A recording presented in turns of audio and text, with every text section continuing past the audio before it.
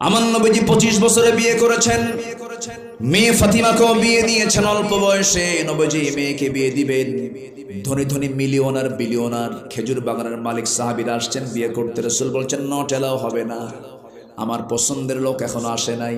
সাইয়েদনা আলী সবার শেষে এসে সামনে লজ্জার মতো দাঁড়ায় আছেন, লজ্জাশীলতা তার মধ্যে কাজ করছে।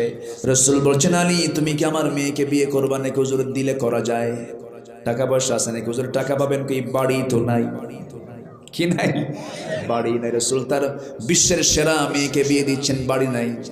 এবার কি খোঁজে এখনকার মেয়ের বাপরা? কি খোঁজে? চাকরি আছে কিনা, বাড়ি কমান আছে, মঙ্গল গ্রহে অফিস আছে নাকি? আমার নবী মেয়েকে বিয়ে দিবেন, কিচ্ছু দেখলেন না। বলছেন আলী, কিছুই কি নাই তোমার কাছে? হুজুর এই যে তরবারি, এই যে ঢাল। রাসূল বলছেন এই ঢালটা বিক্রি করে আসো, তরবারি দিয়ে যুদ্ধ করা যাবে, ঢাল ছাড়াও যুদ্ধ, তরবারি দিয়ে যুদ্ধ করবে, ঢাল ছাড়াও যুদ্ধ, চলে যাও, ঢালটা বেচে আসো। ঢাল বিক্রি করার জন্য গেলেন। সকালবেলা সামনে ওসমান জিন্নুরাইন নবীজির বড় জামাই দাঁড়ায় আছেন, ধনী সাহাবী তিনি, কিন্তু দুনিয়ার এরকম ধনীর মতো ধনী না। নবীর কাছে এসে মাঝে মাঝে বলতেন, হুজুর আপনি আমার জন্য দোয়া করেন, আমি ওসমান, আমার জন্য সম্পদ কমে। আমি তো এই জীবনে কখনো পাই নাই কোনো লোক এসে বলছে হুজুর আপনি দোয়া করেন আমার সম্পদ যেন কমে যায়, এরকম দোয়া তো কোথাও পাই না। কিন্তু ওসমান ধনী ছিলেন, তিনি সম্পদ কমার জন্য দোয়া করেছেন। সে ওসমান সামনে দাঁড়ানো, বলছেন আলী ঢাল বিক্রি করতে আসছো কেন? বিয়ে ঠিক হয়েছে কার সাথে? নবীর মেয়ের সাথে, দাও ঢালটা আমি কিনে নিলাম। ঢালটা কিনে নেওয়ার পর বলছেন, ওরে আলী ঢাল তো তোমাকে না দিলে কেমন হয়? তুমি যোদ্ধা মানুষ, যেহেতু তুমি আমার ভাইরা হয়ে যাচ্ছ, আমি তোমাকে আগাম গিফট করলাম, দিয়ে দিলাম, যাও ঢালও দিলাম, টাকাও দিলাম, যাও। এমন ব্যবসা করলেন, টাকাও পেলেন, ঢালও পেলেন। নবীর সামনে দাঁড়ায় আছেন, টাকা দেখেন নাই রাসূল। ঢাল দেখে বলছেন আলী মনে হয় ঢালটা বিক্রি হয় না। হুজুর ঢাল বিক্রি হয়ে গেছে, কিন্তু যেই যে ঢাল দেখতেছে হুজুর, ঢাল বিক্রি করছে, আবার উপহারও পাইছি, টাকাও পাইছে। কে কে তোমার উপকারটা করলো? ওসমান। লোক আর খুঁজে পাও নাই, আমার জামাই, তুমি তার কাছে গেছো। আমার নবীজি মেয়েটাকে বিয়ে দিলেন, সামান্য ঢাল বেচার টাকা মোহরনা বানায়া দিলেন। সেই বিক্রি করা ঢাল দিয়ে বিয়েটা সম্পন্ন হলো। রাসূল বলছেন, ও আমার মেয়ে ফাতিমা, বিয়ে দিলাম, আজকের থেকে তোমার শ্রেষ্ঠ ঘর স্বামীর ঘর হবে, বাবার ঘর শ্রেষ্ঠ ঘর হবে না। তোমার জন্য শ্রেষ্ঠ ঘর হবে তোমার স্বামীর ঘর। মৃত্যুর দিন পর্যন্ত আমি তোমাকে বলে দিচ্ছি, স্বামীর বিরুদ্ধে একটা নালিশ যেন আমার কানে না আসে। সুবহানাল্লাহ বলবেন না? তুমি মেয়ের মা হবে, তুমি ছেলের মা হবে, সন্তানদের মা হবে, ওই ঘরটাই তোমার আদরের আসল ঘর হবে। যাও চলে। আমার নবীজি একদিন তার মেয়েকে তার বাড়িতে এসে দেখলেন বসে বসে নামাজ পড়তে। রাসূল বলছেন, মেয়ে ফাতিমা বসে বসে নামাজ পড়ো কেন?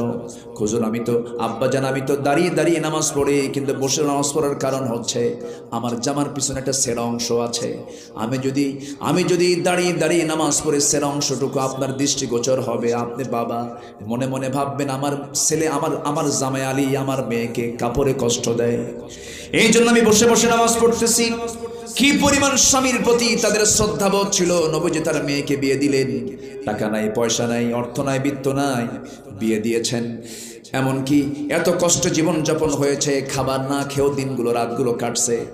আমার নবীজির সামনে একদিন আমার নবীর মেয়ে ফাতিমা রাদিয়াল্লাহু আনহা নবীর সামনে এসে বলছেন, আব্বা জান আমার তো বিয়ে হয়েছে গরিব পরিবারে, আমার কোনো দুঃখ নাই, কিন্তু আব্বা আমার এই জাতা দিয়ে আটা পিষতে পিষতে আমার হাতে দাগ পড়ে গেছে, কূপ থেকে পানি তুলতে তুলতে আমার কোমরে দাগ লেগে গেছে, ঘর মেঝেটা মাটি হওয়ার কারণে আমার জামা কাপড়গুলো কোনো কোনো ময়লা হয়ে যায়, আমার আপনার দুইটা নাতি আছে, এদেরকে নিয়ে আমার কাজ করতে অসুবিধা হয়, আব্বা আপনি দেখুন তো আমার জন্য কোনো একটা কাজের মানুষ দেওয়া যায় নাকি? রাসূল বলছেন, ফাতিমা এই দিকে আসো, আমি তোমাকে পরামর্শ দেই।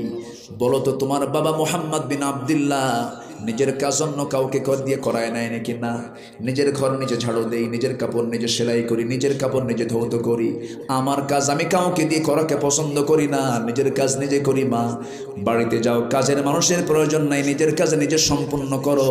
আমি তোমাকে একটা আমল শিখিয়ে দিচ্ছি, সুবহানাল্লাহ, আলহামদুলিল্লাহ, আল্লাহু আকবার 33 34 বার বলবে, আল্লাহ তোমার সমস্ত কঠিন কাজগুলোকে আল্লাহ সহজ করে আল্লাহ তাআলা সেই কাজের জিম্মাদার হয়ে যাবেন। জোরে বলি সুবহানাল্লাহ।